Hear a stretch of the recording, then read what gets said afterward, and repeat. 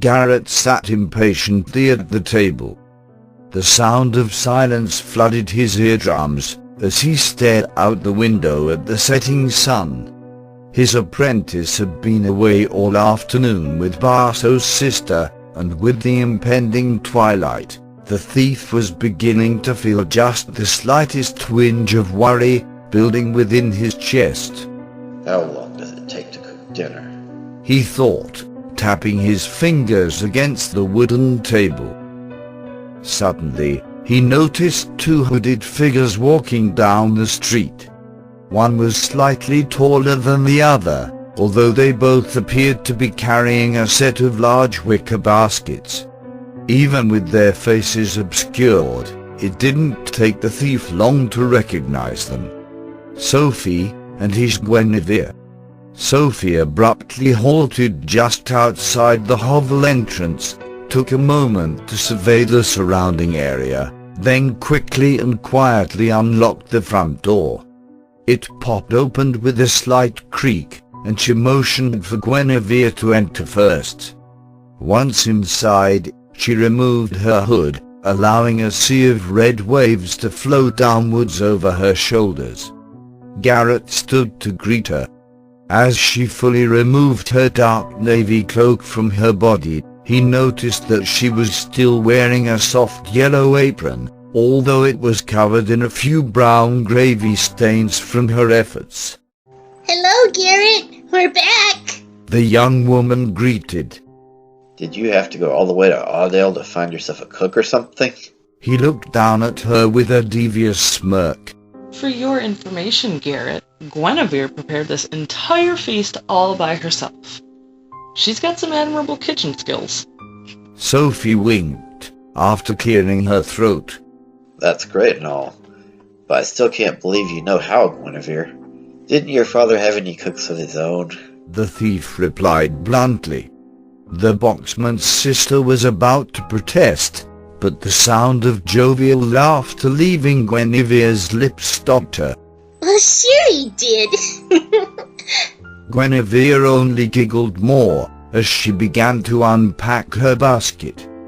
Garrett's mouth watered as the scent of an unseen rich meat dish found his nostrils.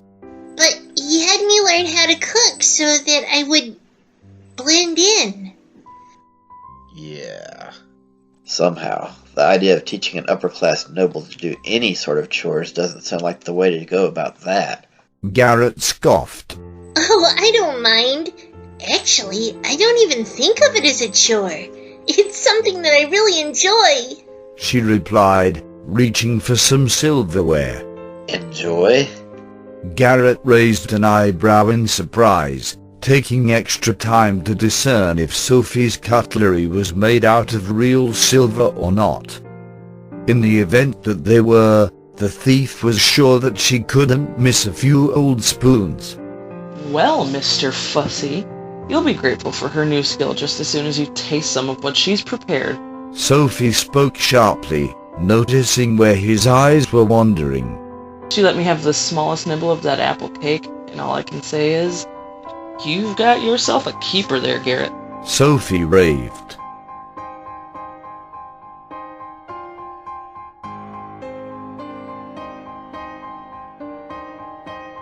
The four sat around the small wooden table, surrounded by the unmistakable scent of food. Foods that three of them had never had the pleasure of tasting. Until now. Guinevere sliced off succulent and tender strips from her main dish, and served each of her family members a hearty portion. Next came the potatoes, their crispy skin concealing the fluffy mixture of butter and herbs within. She decided to just leave the apple cake in the center of the table for general access, as well as what remained of the dinner. Smells scrumptious, kid.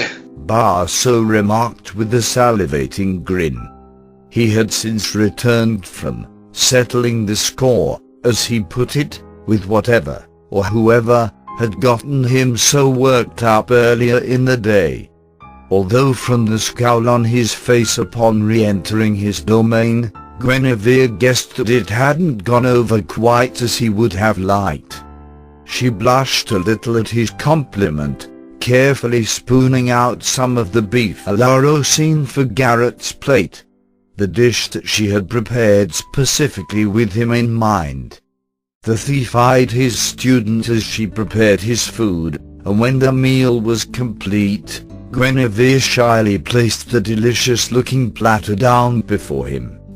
Garrett took in a deep breath, absorbing the smell of the grand meal.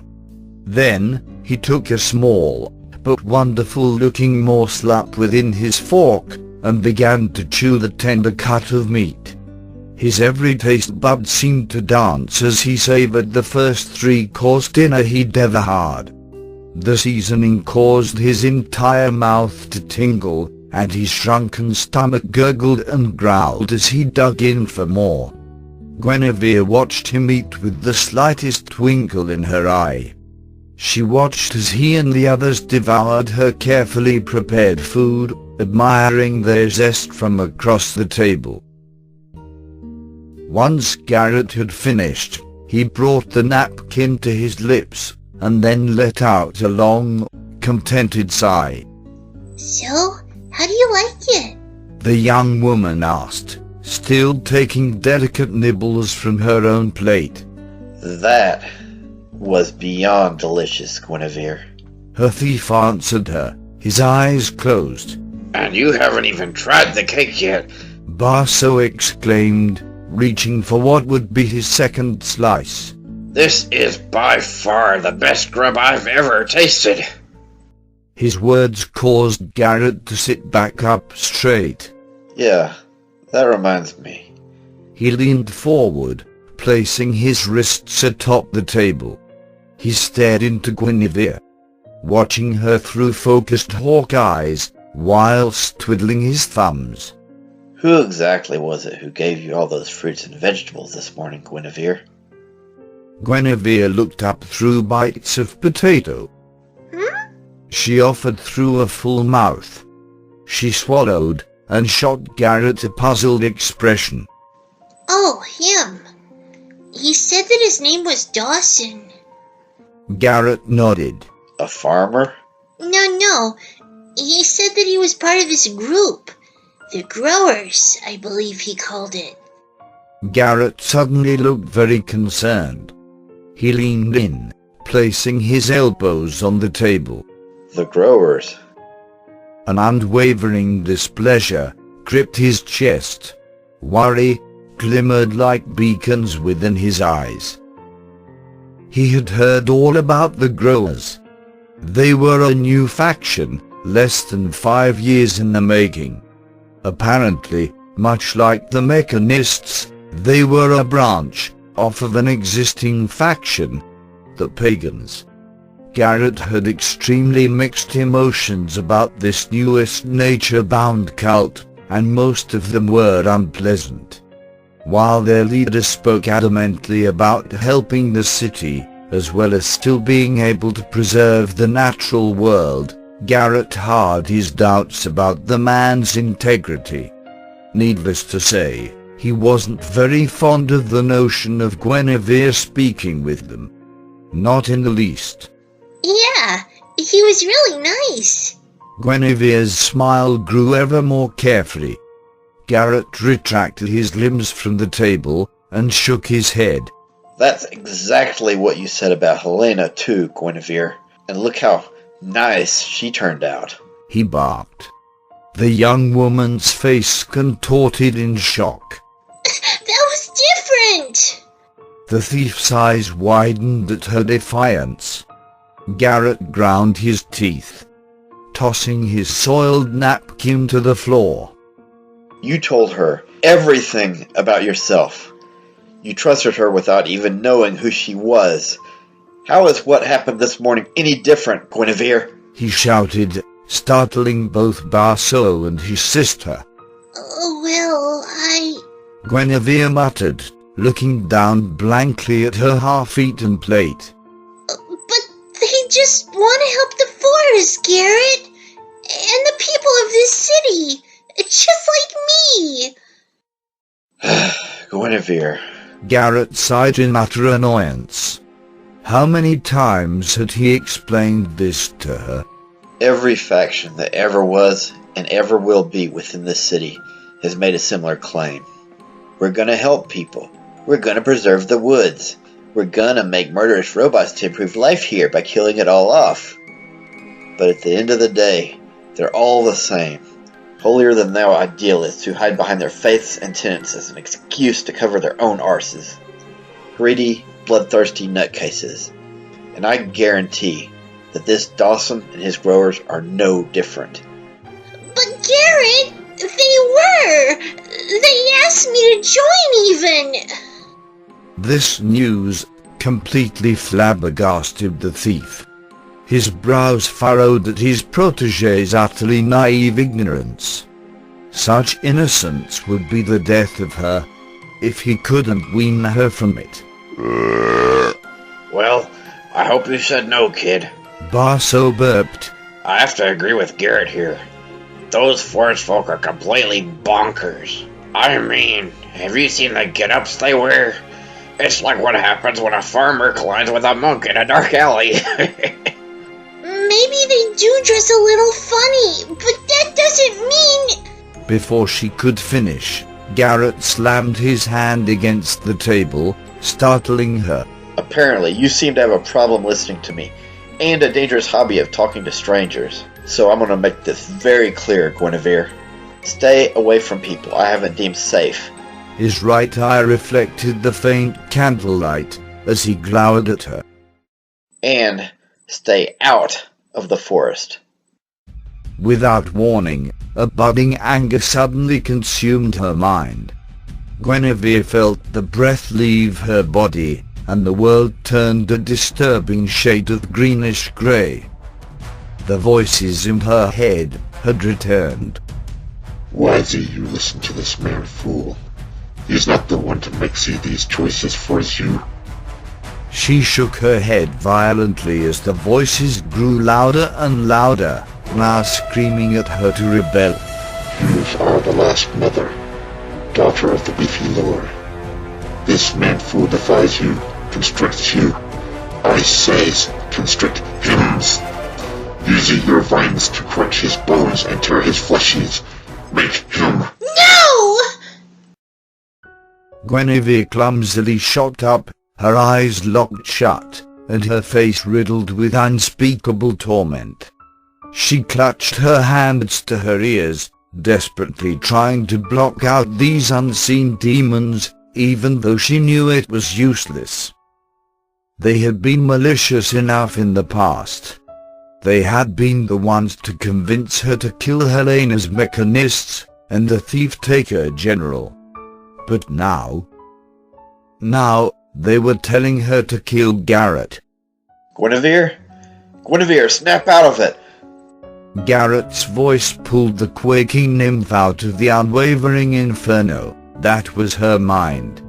She opened her eyes, her vision hazy and her head spinning.